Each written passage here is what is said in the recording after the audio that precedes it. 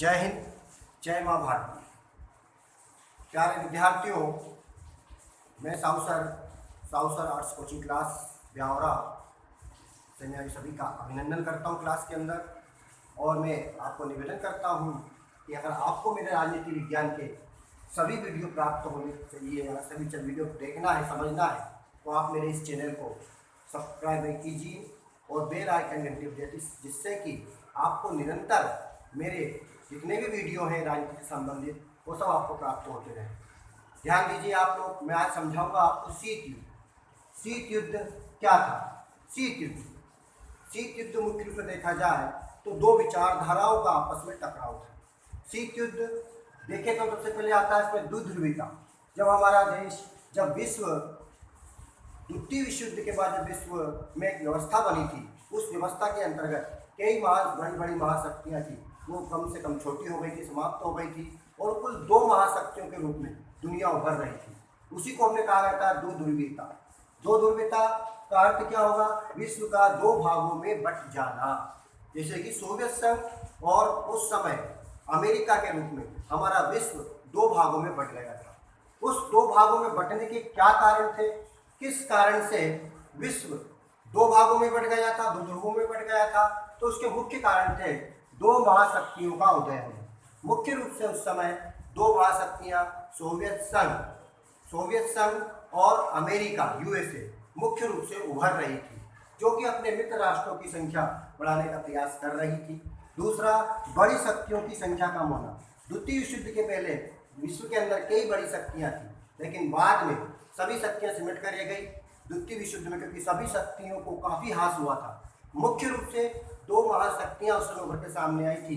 एक तो थी यूएसए, जिसको आप अमेरिका बोलते हैं, और दूसरा था सोवियत संघ। तीसरा, राजनीतिक और आर्थिक प्रतिद्वंदिता। राजनीतिक और आर्थिक प्रतिद्वंदिता भी द्विध्रुवीता का कारण रही है। राजनीतिक प्रतिद्वंदिता, उसके अलावा आर्थिक प्रतिद्वंदिता मतलब राजनीति के क्षेत्र में आगे निकलना, एक दूसरे का वर्चस्व बनाना। आर्थिक प्रतिद्वंदिता पैसे के रूप में आगे निकलना, इसको बोलेंगे हम आर्थिक प्रतिद्वंदिता। परमाणु अस्त्रों की दौड़, विश्व के दोनों महाशक्तियां एक दूसरे से आगे निकलने का प्रयास कर रही थी। इससे भी विश्व दो भागों में बट गया था, दो ध्रुवों में बट गया था। इसे कहा गया था परमाणु अस्त्रों की दौड़, दो ध्रुवीयता कहा गया था। शीत युद्ध का क्या अर्थ है? शीत युद्ध मैंने बताया आपको, शीत युद्ध कोई विशेष प्रकार का हथियार से लड़ा गया युद्ध नहीं था। शीत युद्ध जो था मुख्य रूप से वो वैचारिक भावनाओं से एक दूसरे के खिलाफ गलत प्रचार प्रसार करके लड़ा गया एक शीत युद्ध था। शीत युद्ध का अर्थ क्या मैंने बताया। शीत युद्ध वह युद्ध जो वैचारिक स्तर पर लड़ा गया हो, जिसमें कि एक दूसरे को नीचा दिखाने का प्रयास किया गया हो, एक दूसरे से आगे बढ़ने का प्रयास किया गया हो, उसे शीत युद्ध कहा गया। मतलब ये कोई हथियार से लड़ा गया, किसी प्रकार से इसमें सैनिक कार्रवाई नहीं की गई, केवल एक दूसरे को नीचा दिखाने के लिए अंतर्राष्ट्रीय मंच पर एक दूसरे के खिलाफ गलत प्रचार प्रसार किया जाता था। इसी को शीत युद्ध कहा गया। यह शीत युद्ध का अर्थ है। विशेषता क्या थी शीत युद्ध की? तो दो देशों में तनाव। उस समय शीत युद्ध के कारण विश्व के दो देशों में तनाव उत्पन्न हो गया था। दो देशों में विश्व मुख्य रूप से तनाव उत्पन्न हो गया था। दो बदले की भावना, दोनों एक दूसरे के प्रति बदले की भावना से प्रेरित होकर कार्य कर रहे थे। दोनों दो एक दूसरे के खिलाफ, जैसे मैंने बताया, अमेरिका और सोवियत संघ एक दूसरे के खिलाफ गलत प्रचार प्रसार कर रहे थे, झूठा प्रचार प्रसार कर रहे थे। पूंजीवाद और समाजवाद में टकराव। पूंजीवाद का समर्थक कौन था? अमेरिका में केवल पूंजीवाद को बढ़ावा दिया जा रहा था। अमेरिकी जो मित्र राष्ट्र थे वो पूंजीवाद को बढ़ावा देते थे, और जबकि समाजवाद का बढ़ावा कौन दे रहा था? तो समाजवाद का बढ़ावा मुख्य रूप से आपका सोवियत संघ बढ़ावा दे रहा था। इन दोनों में वैचारिक मतभेद हो रहे थे। अगला, सैनिक गठबंधन। इसकी विशेषता क्या थी? इसमें सैनिक गठबंधन अधिक से अधिक हो रहे थे। उस समय दो मुख्य रूप से सैनिक गठबंधन बन रहे थे।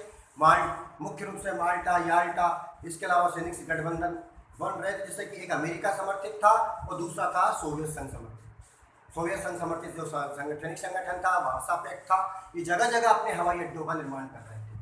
दूसरा था अमेरिका समर्थित सैनिक संगठन, मैंने बताया आपको, माल्टा, याल्टा, इस प्रकार सैनिक संगठन था उस समय। सीटो नाटो सैनिक संगठन था। माल्टा याल्टा सम्मेलन में इस प्रकार गतिविधियां। सैनिक संगठन मैंने बताया अभी आपको, सैनिक संगठन कौन था? जैसे कि अमेरिका का बताया मैंने आपको, मुख्य रूप से सीटो नाटो संगठन ये आगे बढ़ने का प्रयास कर रहा था। इसके माध्यम से ये अपने मित्र राष्ट्रों की संख्या बढ़ा रहे थे। ये था आपका सैनिक गठबंधन। इसके बाद अगला आता है आपका शीत युद्ध। शीत युद्ध मैंने वही बताया अभी आपको, शीत युद्ध क्या था समझा भी हमने अर्थ इसका। शीत युद्ध की प्रकृति मैंने एक दूसरे के खिलाफ केवल गलत प्रचार प्रसार करने का प्रयास कर रहे थे, इसे कहा गया था शीत युद्ध। शीत युद्ध के कारण क्या थे, वही कारण जो कारण हमने दो द्रव्यता के पढ़े, वो वही कारण शीत युद्ध के कारण थे।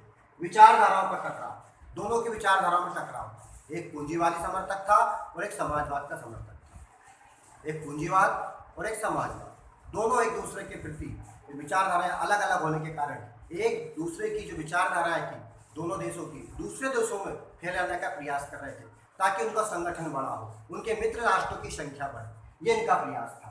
पारस्परिक संदेह, एक दूसरे की संदेह की दृष्टि से भी वो देखते थे। जैसे अमेरिका हुआ, वो रूस को संदेह की दृष्टि से देखता, रूस अमेरिका को संदेह की दृष्टि से देखता था।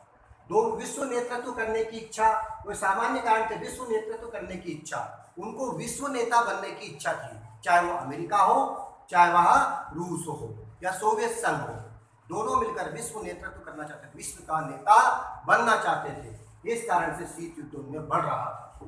तात्कालिक कारण क्या था, सोवियत संघ द्वारा माल्टा समझौते का उल्लंघन करना। तो सोवियत संघ था, उसके द्वारा माल्टा समझौते का उल्लंघन किया जा रहा था, यह भी इसका कारण था। क्योंकि सोवियत संघ अमेरिका जो विश्व के अंदर जो देश पिछड़ गए थे, जो कमजोर हो गए थे, माल्टा सम्मेलन के अंतर्गत उन्होंने कहा था कि हम इन देशों को आर्थिक सहायता पहुंचाएंगे। लेकिन सोवियत संघ ने इन देशों में जब साम्यवाद का प्रचार कर दिया, साम्यवाद फैला दिया, तो अमेरिका ने इनको आर्थिक सहायता देना बंद कर दिया, जिसके कारण से समस्या उत्पन्न हुई थी। अगला सैनिक संगठन में बटा विश्व, सैनिक संगठन में उसमें बटा विश्व था। मार्शल लीज प्लान के अंतर्गत लैंड लीज सहायता देना, वही मैंने बताया आपको। मार्शल प्लान के अंतर्गत लैंड लीज सहायता दी जा रही थी, जो युद्ध में पीड़ित देश थे उनको सहायता दी जा रही थी, उसको बोला जाता है मार्शल प्लान के अंतर्गत लैंड लीज सहायता प्रदान करना। अगला आता है आपका प्रभाव, क्या प्रभाव पड़ा इसका, तो इस शीत युद्ध का प्रभाव विश्व का दो भागों में बंट गया। आपका जो विश्व था ये दो भागों में मुख्य रूप से बंट गया था आपका।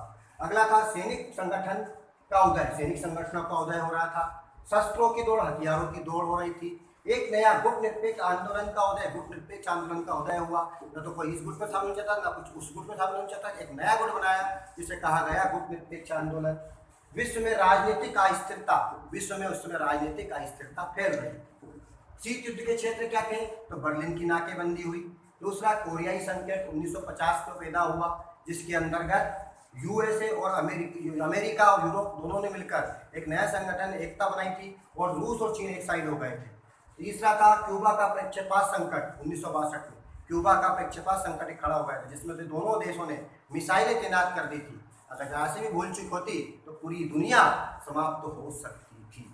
जय हिंद, जय माँ भारती। अगला वीडियो देखने के लिए आप मेरे चैनल को लाइक करें, सब्सक्राइब करें। धन्यवाद। जय हिंद।